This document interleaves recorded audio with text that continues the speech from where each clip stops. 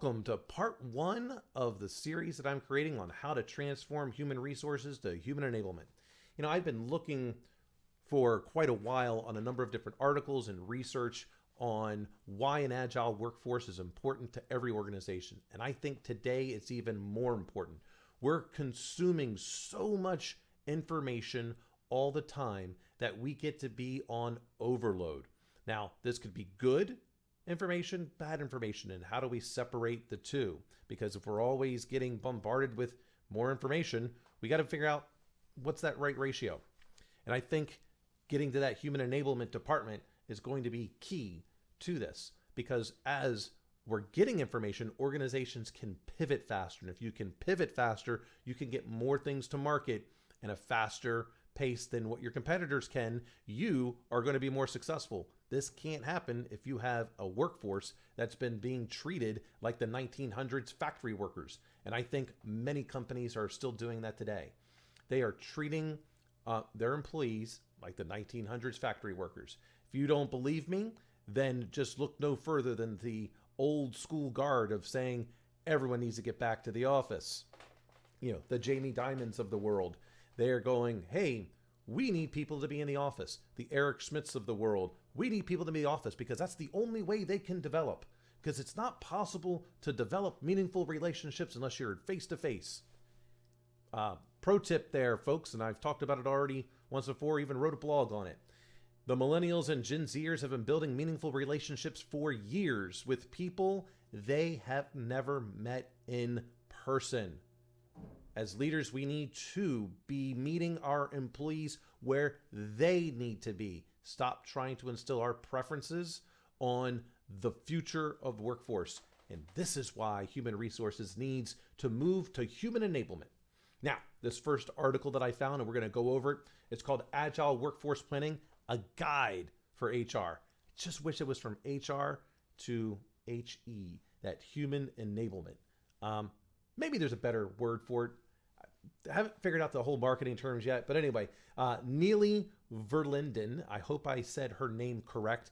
This was a great article. I thoroughly enjoyed it. I plan on reading and paying a lot more attention to the website is the Academy to Innovate HR. So maybe it's the human innovators, or I don't know. We'll have to think about that. If you've got any particular recommendations for how we can change that, I like the human enablement piece because I think that's key. The technology folks, they're enabling the technology. So, this is going to focus on the people that have to do the work. So I really, like I said, I really enjoyed this article. The workforce planning is extremely important, especially if we're trying to get things to market faster and better. So, all right, what do I mean by that? The human resources needs to evolve. Well, I think in many ways, the traditional human resources, very much like the traditional IT people, we are used to. I don't have a better word other than to say we are used to being order takers, not business partners. And why do I say that? Well, the business people would just go to the human resources. Hey, I need 5 people. Here's your skill set. Go get them. Well, for what? Well, I just need 5 people. Here they are. This is the job descriptions. Now, wouldn't it be better if those human resource people, as they evolved the human enablement, they were in the mix during that business planning to understand all the projects that were coming up, the priorities of those projects.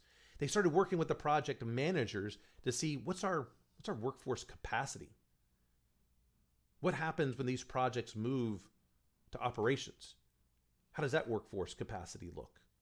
Are the people that we're bringing in, are they going to move to operations? Because as we put more in operations, remember, we might attract customers with the new fancy widgets, but we're going to lose customers if the stuff that we're supposed to be doing fails. So that's why I think the human enablement folks got to go back and forth. What's going on, the new stuff, what's happening to sustain operations, how do we continue moving the needle? And I believe the majority of the people in the human resources departments, I think, will the ones that I've met, will thrive as human enablement department. I think they will thrive in it. So let's jump into some more of the stuff here from Neely. So it's got the 7 rights of workforce planning. The right size. How many people? How many people are needed for this project? How many? And I think, let's go back to that project piece. I think in so many ways, the hierarchy that's been created also needs to go away. I think they need to be more project oriented. But that was just a thought. We'll have to, I kind of dovetailed into that. I haven't really thought that one through. So we'll move back into the stuff going on with Neil. The right size. How many people? How many people do we need? And that's going to get back into the resource planning. Now, maybe that's 5 people. Maybe that's 6. How many are going to be managers? How many people are going to be doing this widget versus that widget? Got to have the right size, right? It's the only way it's going to get done. And that gets back to that resource planning. What's the allocation of time? Are we stressing our workforce out? Can't do that. Right location. That's a trick question, I think, or a trick aspect. I firmly believe it is not a matter of location unless you're having to actually physically build something, physically take in something, having to physically be in front of a customer. Then every single person can work 100% remote. Absolutely can. Now, if the employee doesn't want to, well, that's a different story. And by all means, I think as employers, we need to meet our people where they want to be. We're hiring for skills. We're hiring for knowledge. I've got 20 some years of experience. You're paying for that experience. That's what you're paying for. And you're paying that my experience is going to bring X amount of income to the organization or reduce expenses one way or the other. It's going to be affecting the bottom line. That's what you're paying for. You're not paying for how long my proverbial backside is in the seat. Treat the rest of your employees the same way. You're paying for their experience. Negotiate when things are going to get done. And when then they get to be held accountable to their self-imposed deadline. You'll find that they will surprise you. And they will likely get things done faster than when they thought they originally could, especially if you're investing in them, which gets back to that human enablement part. If your people are not worried about the location in which they are going to work and they're going to be measured based on their self-imposed accountability, and you've kind of worked through that, and you just took that one stressor off the table, they're going to get more things done. The right time. Well, what do we mean by the right time? Well, could be anything. Right? It's what's the timing necessary for when you're going to have to need to get this done? For how long is it going to take? That gets back into that resource allocation. How much time, that capacity planning, what's the length? How much available throughput do we have? I argue that we cannot force our employees to just work 40 hours. I think that's the wrong thing. That we measure based on 40 available hours, but I say that's the incorrect way of doing it, because that gets back into the blog that I wrote, the Sixth Rule of 2 will work for you. And that is 2 hours of training per week. That's my 2 hours that I'm giving back to all of my employees. That's the 2 hours I'm investing in you to get better. It's 5% of the work week. So my managers know everyone's got to train. I need them getting better. Now, traditional human resources people, what they wind up doing is they would say, wait a minute, if we're going to be investing in all this training, then what happens when they leave? They're going to take all that new knowledge and skills and apply it to competitors and other companies. And they put things in place like, oh, if we're going to pay for this training, then we need to keep you for 2-3 years. Wrong way of doing things. Absolutely wrong. It's called the cost of doing business. You invest that money into them. You know why they left? I'll tell you why they left. Because they didn't feel connected with the organization, one. Two, you have a toxic leadership. You have a toxic organization. Or, which is hopefully the right thing, that is they left because you didn't have the opportunity for them to grow any longer.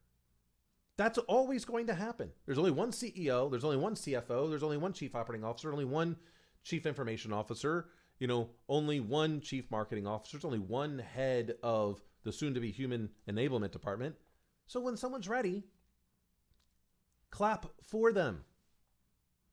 Stop putting things in place that treat your employees like they're under some handcuffed contract. They're not 1900s factory workers. They're ready to move. Help them move. Because guess what? If you do that, they very well might come back to you in the future now that they've developed more knowledge and more skills, and you've got a place for them again. Also, you want them to be telling their colleagues at other places and on LinkedIn and on social media and at networking events, wow, it was great to go work for that company. They helped me get here. Think about this as a coaching legacy. Like when we look at football, look at all the different head coaches that came out of such and such's system. That's how I define my future success. The amount of people that I have been entrusted to lead, that they wind up getting to C-level positions, or they've found their fulfillment in their professional world, and they speak kindly of me. They have started companies. They've gone back to school. They've, all of these things. They've helped other people get there. The pay it forward mentality. That's how I treat success, and that's how I treat my employees. When they're ready to move on, I help them get there. Gladly help them get there. I don't want them to leave, but it's not my choice. My choice is to help them fulfill their dreams.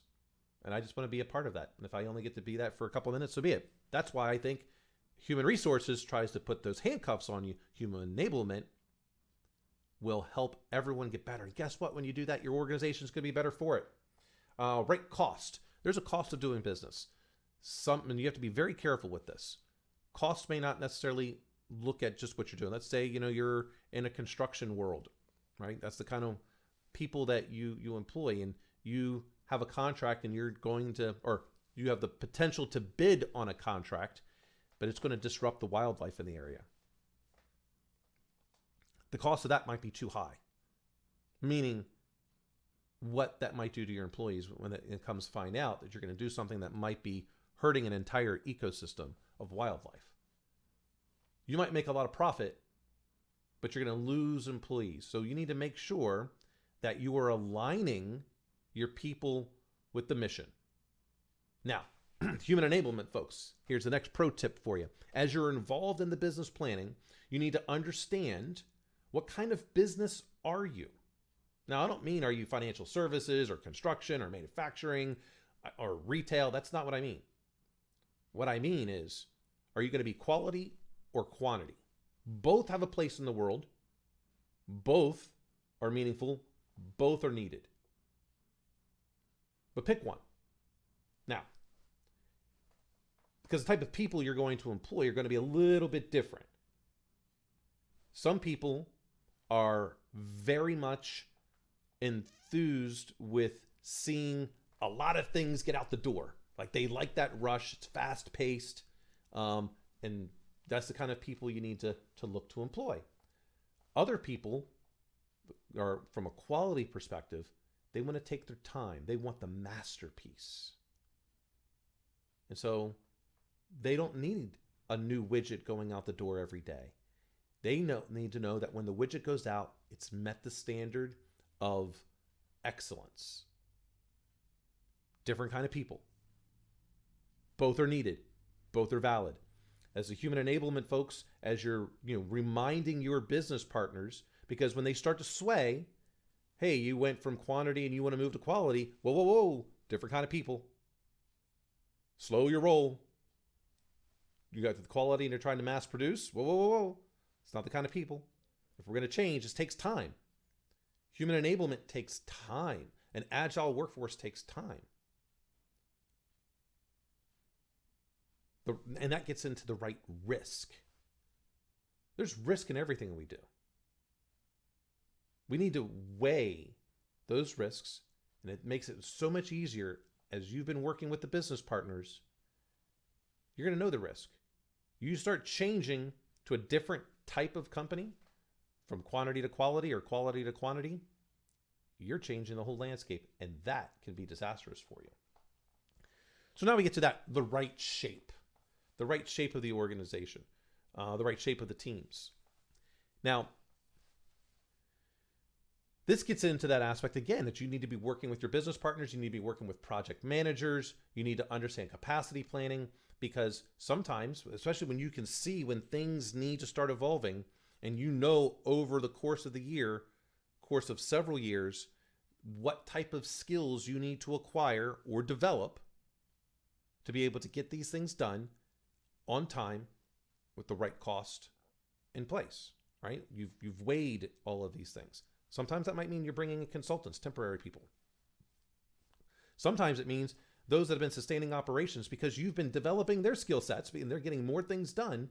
They now have more time because they've automated a lot of things, and they've moved that automation to a point where they have now freed up their time. That's your Six Sigma lean management things. When you start doing that, you free them up, not to eliminate jobs like we've done here in the United States, but the Toyota mentality of this, which is to get them working on projects. They've got more time. They don't have to be trained up on things. Use the people that you've got. Develop those skills. Allow them to automate. That automation allows them to have free time to move more into projects. So that way, when it goes back to sustaining, they know how everything's going to integrate. You're going to see your costs to deliver projects significantly lowered by doing this. It seems counterintuitive, but it isn't. It's just like, when I go back and I do jujitsu, it's really interesting that the more I try to fight and be rigid, the easier I'm swept and then submitted. But if you relax and just kind of melt into the person, then they can't sweep you because you're not rigid. Same thing with your workforce. Get them to relax. How do they get to relax?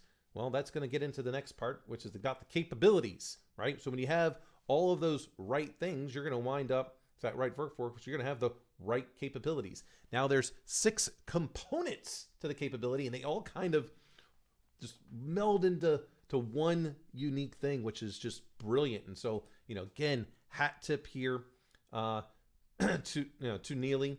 She is, maybe one day I'll get her on the show. I find this article quite fascinating. All right, so 6 components of capability. We've got skills, knowledge, accreditation, mindset, physiology, and environment. Now, I think we're going to go back at a couple of different, I'll jump around these. Skills. All right. Skills that's the things that we can do. It is the application of knowledge, right? So that training, I'm going to get people trained. They're going to acquire knowledge. The applying of that knowledge is going to be skills. The more mature the skill, the faster things get accomplished, and they get accomplished with less defects, right? That when it goes out the door, it's going out the door correctly with whatever the standard is. And that's really key. It's whatever the standard is. Don't deviate from the standard. If you're quantity, you're accepting a certain amount of defects. If it's 10 defects per, million parts or million lines of code, are you in the standard? If you're quality, and it's one defect for every billion parts, so be it.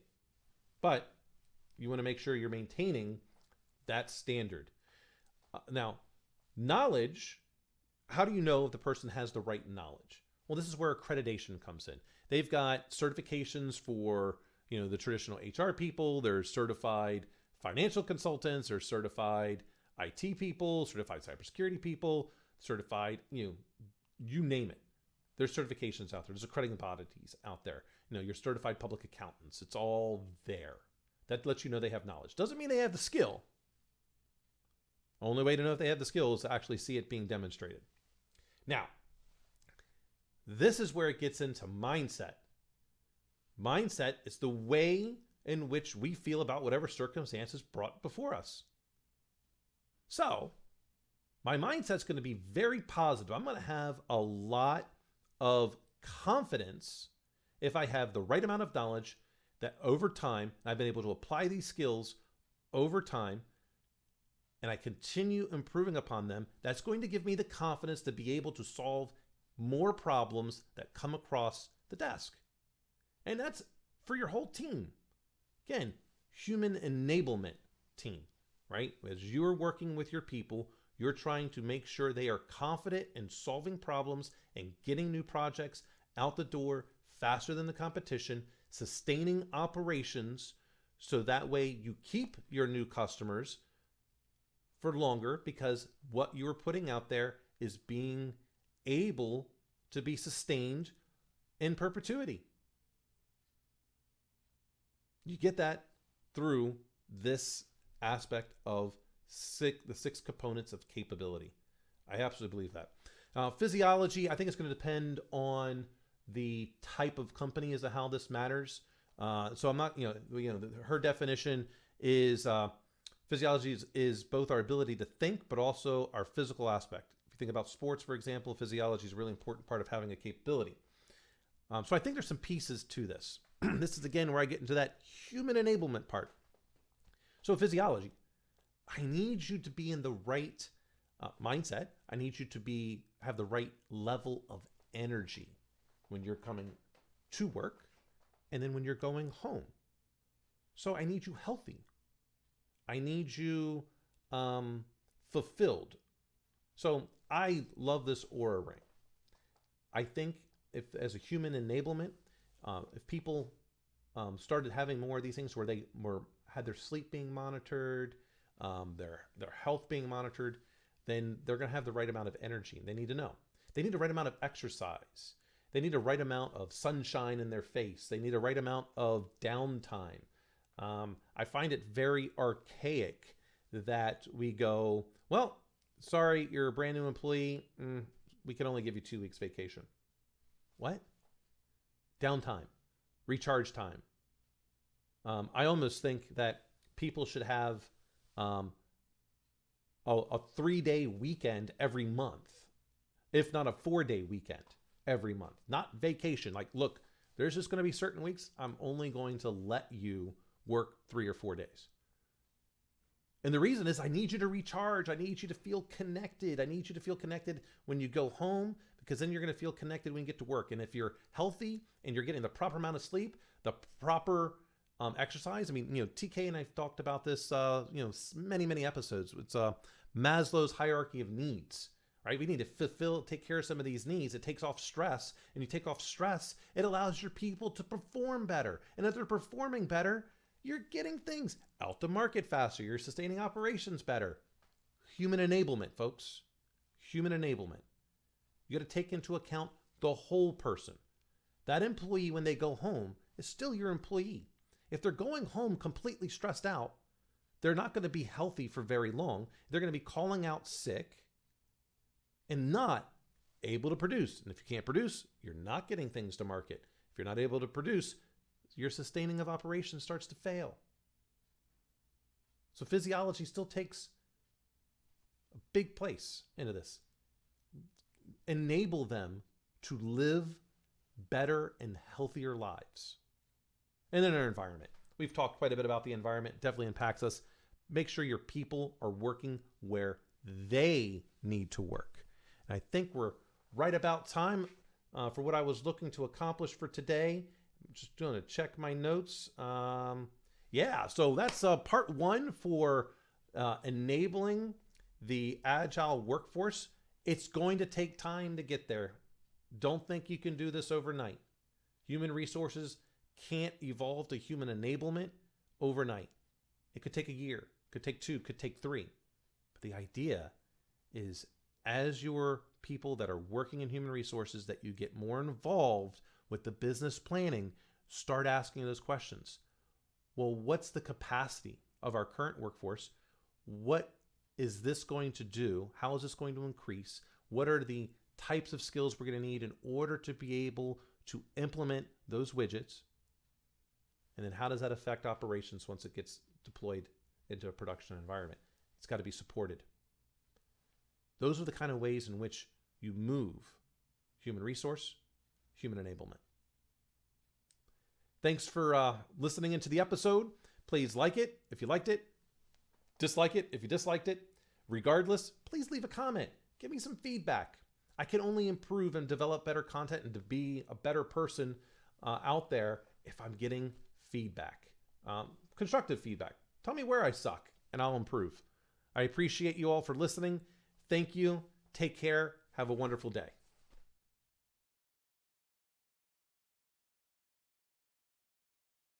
Hey everyone, I hope you enjoyed the show. Please like it, please subscribe. If you have any comments, please leave them in there. My guests and I are very interactive. Well, we want to be better, and hopefully you got something out of this. Until next time, take care. Thank you.